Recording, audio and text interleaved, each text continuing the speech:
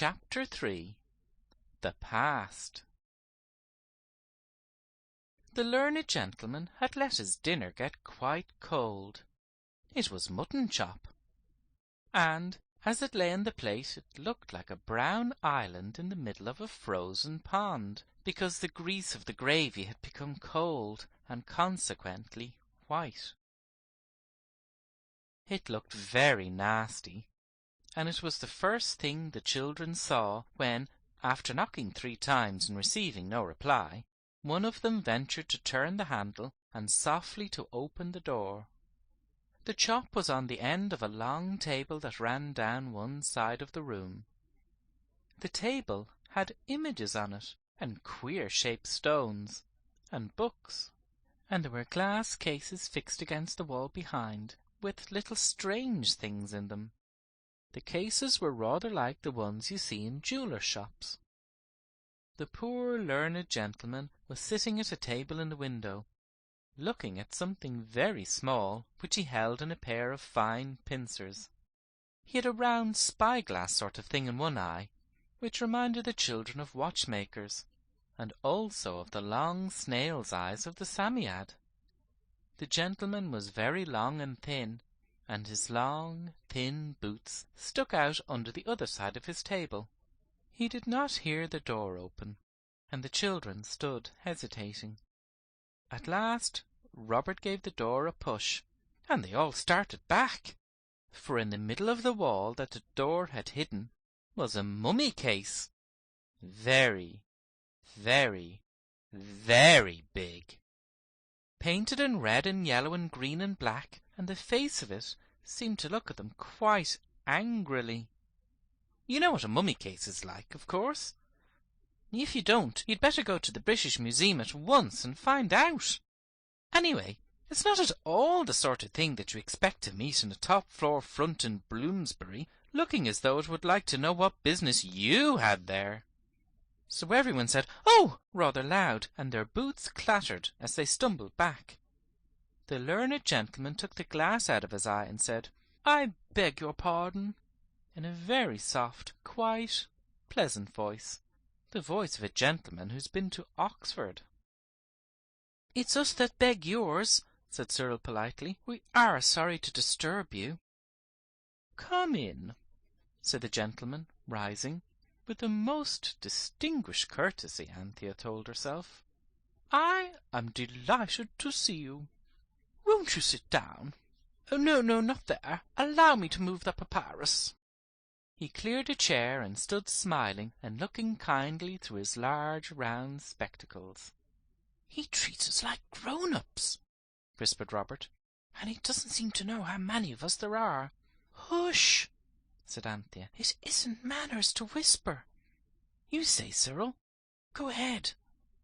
"We are very sorry to disturb you," said Cyril politely, "but we did knock 3 times, and you didn't say, 'Come in,' or 'Run away now,' or that you couldn't be bothered just now, or to come when you weren't so busy, or any of the things people do say when you knock at doors. So we opened it. We knew you were in because we heard you sneeze while we were waiting." "Not at all," said the gentleman. "Do sit down." "He has found out there are 4 of us," said Robert, as the gentleman cleared 3 more chairs. He put the things off them carefully on the floor. The first chair had things like bricks that tiny, tiny birds' feet have walked over when the bricks were soft, only the marks were in regular lines. The second chair had round things on it, like very large, fat, long, pale beads. And the last chair had a pile of dusty papers on it. The children sat down. "We know you are very, very learned," said Cyril, "and we have got a charm, and we want you to read the name on it, because it isn't in Latin or Greek or Hebrew, or any of the languages we know. A thorough knowledge of even those languages is a very fair foundation on which to build an education," said the gentleman politely. "Oh," said Cyril, blushing, "but we only know them to look at, except Latin, and I'm only in Caesar with that." The gentleman took off his spectacles and laughed. His laugh sounded rusty, Cyril thought, as though it wasn't often used. "Of course," he said. "I'm sure I beg your pardon. I think I must have been in a dream. You are the children who live downstairs, are you not?" "Yes. I have seen you as I have passed in and out. And you have found something that you think to be an antiquity, and you've brought it to show me. That was very kind. I should like to inspect it." "I'm afraid we didn't think about you liking to inspect it," said the truthful Anthea. "It was just for us, because we wanted to know the name on it." "Oh, yes, and I say," Robert interjected, "you won't think it rude of us if we ask you first, before we show it, to be bound in the what you call it of in the bounds of honour and upright dealing," said Anthea. "I'm afraid I don't quite follow you," said the gentleman, with gentle nervousness. "Well, it's this way," said Cyril. "We've got part of a charm, and the something told us it would work, though it's only half a one, but it won't work unless we can say the name that's on it. But, of course, if you've got another name that can lick ours, our charm will be no go. So we want you to give us your word of honour as a gentleman, though I'm sure, now I've seen you, that it's not necessary. But still, I've promised to ask you, so we must. Will you please give us your honourable word not to say any name stronger than the name in our charm?" The gentleman had put on his spectacles again, and was looking at Cyril through them. He now said, "Bless me," more than once, adding, "Who told you all this?" "I can't tell you," said Cyril. "I'm very sorry, but I can't." Some faint memory of a far-off childhood must have come to the learned gentleman just then, for he smiled. "I see," he said. "It is some sort of game that you're engaged in. Of course. Yes. Well, I will certainly promise. Yet I wonder how you heard of the names of power." "We can't tell you that either," said Cyril.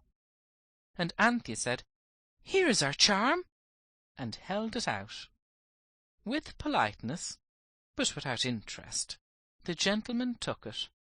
But after the first glance, all his body suddenly stiffened, as a pointer's does when he sees a partridge. "Excuse me," he said, in quite a changed voice, and carried the charm to the window. He looked at it. He turned it over. He fixed his spyglass in his eye and looked again. No one said anything. Only Robert made a shuffling noise with his feet till Anthea nudged him to shut up. At last the learned gentleman drew a long breath. "Where did you find this?" he asked. "We didn't find it. We bought it at a shop. Jacob Absalom the name is, not far from Charing Cross," said Cyril.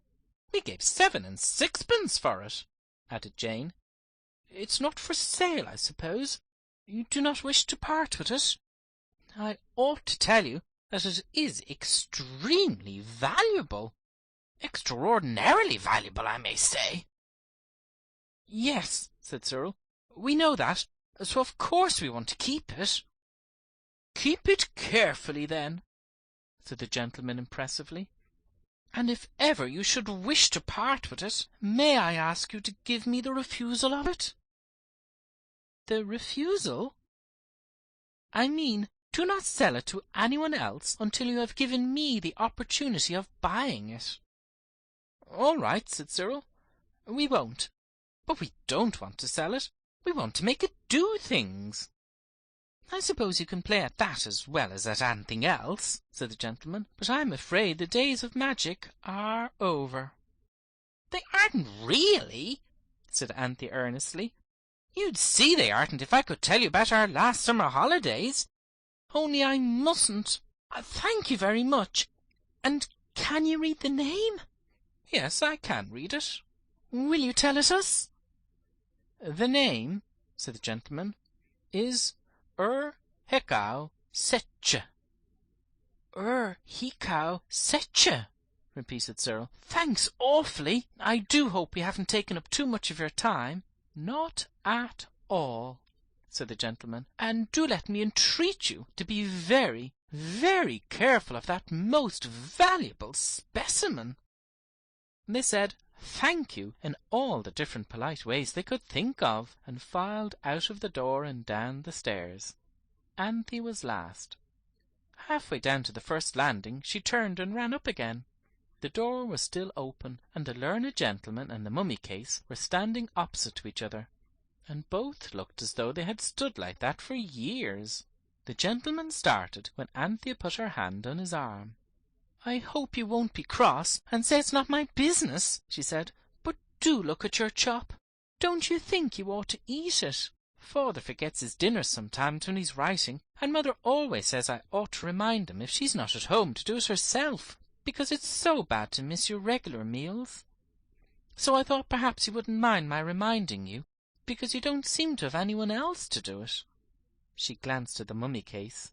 It certainly did not look as though it would ever think of reminding people of their meals. The learned gentleman looked at her for a moment before he said, "Thank you, my dear. It was a kindly thought. No, I haven't anyone to remind me about things like that." He sighed and looked at the chop. "It looks very nasty," said Anthea. "Yes," he said, "it does. I'll eat it immediately, before I forget." As he ate it, he sighed more than once. Perhaps because the chop was nasty, perhaps because he longed for the charm which the children did not want to sell, perhaps because it was so long since anyone cared whether he ate his chops or forgot them. Anthea caught the others at the stair-foot. They woke the Psammead, and it taught them exactly how to use the word of power and to make the charm speak. I am not going to tell you how this is done, because you might try to do it, and for you, any such trying would be almost sure to end in disappointment, because in the first place it's 1,000,000,000 to 1 against your ever getting hold of the right sort of charm, and if you did, there would be hardly any chance at all of your finding a learned gentleman clever enough and kind enough to read the word for you. The children in the Psammead crouched in a circle on the floor, in the girls' bedroom, because in the parlour they might have been interrupted by old nurses coming in to lay the cloth for tea, and the charm was put in the middle of the circle. The sun shone splendidly outside, and the room was very light. Through the open window came the hum and rattle of London, and in the street below they could hear the voice of the milkman. When all was ready, the Psammead signed to Anthea to say the word, and she said it. Instantly the whole light of all the world seemed to go out. The room was dark. The world outside was dark, darker than the darkest night that ever was. And all the sounds went out too, so that there was a silence deeper than any silence you have ever even dreamed of imagining. It was like being suddenly deaf and blind, only darker and quieter even than that. But before the children had got over the sudden shock of it enough to be frightened, a faint, beautiful light began to show in the middle of the circle, and at the same moment a faint, beautiful voice began to speak. The light was too small for one to see anything by, and the voice was too small for you to hear what it said. You could just see the light and just hear the voice. But the light grew stronger. It was greeny, like glowworms' lamps, and it grew and grew till it was as though thousands and thousands of glowworms were signalling to their winged sweethearts from the middle of the circle. And the voice grew, not so much in loudness as in sweetness, though it grew louder too, till it was so sweet that you wanted to cry with pleasure just at the sound of it. It was like nightingales, and the sea, and the fiddle, and the voice of your mother when you've been a long time away, and she meets you at the door when you get home. And the voice said, "Speak. What is it that you would hear?" I cannot tell you what language the voice used. I only know that everyone present understood it perfectly. If you come to think of it, there must be some language that everyone could understand if we only knew what it was. Nor can I tell you how the charm spoke, nor whether it was the charm that spoke, or some presence in the charm. The children could not have told you either. Indeed, they could not look at the charm while it was speaking, because the light was too bright. They looked instead at the green radiance on the faded Kidderminster carpet at the edge of the circle. They all felt very quiet, and not inclined to ask questions or fidget with their feet. For this was not like the things that had happened in the country when the Samiad had given them their wishes. That had been funny somehow, and this was not. It was something like Arabian Nights magic, and something like being in church. No one cared to speak. It was Cyril who said at last, "Please, we want to know where the other half of the charm is." "The part of the amulet which is lost," said the beautiful voice, "was broken and ground into the dust of the shrine that held it. It and the pin that join the two halves are themselves dust, and the dust is scattered over many lands and sunk in many seas." "Oh, I say!" murmured Robert, and a blank silence fell. "Then it's all up," said Cyril at last. "It's no use our looking for a thing that's smashed into dust, and the dust scattered all over the place." "If you would find it," said the voice, "you must seek it where it still is, perfect as ever." "I don't understand," said Cyril. "In the past you may find it," said the voice. "I wish we may find it," said Cyril. The Samiad whispered crossly, "Don't you understand? The thing existed in the past. If you were in the past too, you could find it. It's very difficult to make you understand things. Time and space are only forms of thought." "I see," said Cyril. "No, you don't," said the Samiad. "And it doesn't matter if you don't either. What I mean is that if you were only made the right way, you could see everything happening in the same place at the same time. Now do you see?" "I'm afraid I don't," said Anthea. "I'm sorry I'm so stupid." "Well, at any rate, you see this.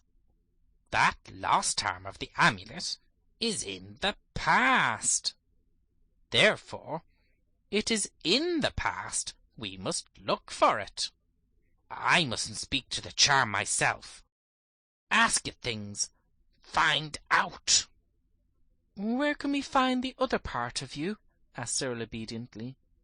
"In the past," said the voice.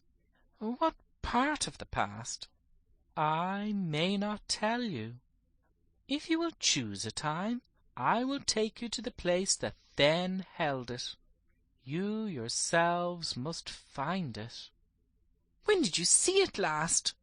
asked Anthea. "I mean, when was it taken away from you?" The beautiful voice answered, "That was thousands of years ago. The amulet was perfect then, and lay in a shrine, the last of many shrines, and I worked wonders. Then came strange men with strange weapons, and destroyed my shrine, and the amulet they bore away with many captives. But of these, one, my priest, knew the word of power, and spoke it for me, so that the amulet became invisible, and thus returned to my shrine. But the shrine was broken down, and ere any magic could rebuild it, one spoke a word before which my power bowed down and was still, and the amulet lay there, still perfect, but enslaved. Then one coming with stones to rebuild the shrine dropped a hewn stone on the amulet as it lay, and one half was sundered from the other. I had no power to seek for that which was lost, and there being none to speak the word of power, I could not rejoin it. So the amulet lay in the dust of the desert many 1,000 years, and at last came a small man, a conqueror with an army, and after him a crowd of men who sought to seem wise. And one of these found half the amulet and brought it to this land, but none could read the name. So I lay still, and this man dying and his son after him, the amulet was sold by those who came after to a merchant, and from him you bought it, and it is here. And now, the name of power having been spoken, I also am here. This is what the voice said. I think it must have meant Napoleon by the small man, the conqueror, because I know I've been told that he took an army to Egypt, and that afterwards a lot of wise people went grubbing in the sand and fished up all sorts of wonderful things, older than you would think possible. And of these I believe this charm to have been one, and the most wonderful one of all. Everyone listened, and everyone tried to think. It is not easy to do this clearly when you've been listening to the kind of talk I've told you about. At last Robert said, "Can you take us into the past, to the shrine where you and the other thing were together? If you could take us there, we might find the other parts still there after all these thousands of years." "Still there? Silly!" said Cyril. "Don't you see, if we go back into the past, it won't be thousands of years ago. It will be now for us. Won't it?" he appealed to the Psammead, who said, "You're not so far off the idea as you usually are." "Well," said Anthea, "will you take us back to when there was a shrine and you were safe in it, all of you?" "Yes," said the voice. "You must hold me up and speak the word of power, and one by one, beginning with the firstborn, you shall pass through me into the past. But let the last that passes be the one that holds me, and let him not lose his hold, lest you lose me, and so remain in the past forever." "That's a nasty idea," said Robert. "When you desire to return," the beautiful voice went on, "hold me up towards the east, and speak the word. Then, passing through me, you shall return to this time, and it shall be the present to you." "But how?" A bell rang loudly. "Oh, crikey!" exclaimed Robert. "That's tea! Will you please make it proper daylight again, so that we can go down? And thank you so much for all your kindness." "We enjoyed ourselves very much indeed, thank you," added Anthea politely. The beautiful light faded slowly. The great darkness and silence came, and these suddenly changed to the dazzlement of day and the great soft rustling sound of London, that is like some vast beast turning over in its sleep. The children rubbed their eyes, the Psammead ran quickly to its sandy bath, and the others went down to tea. And until the cups were actually filled, tea seemed less real than the beautiful voice and the greeny light. After tea, Anthea persuaded the others to allow her to hang the charm round her neck with a piece of string. "It would be so awful if it got lost," she said.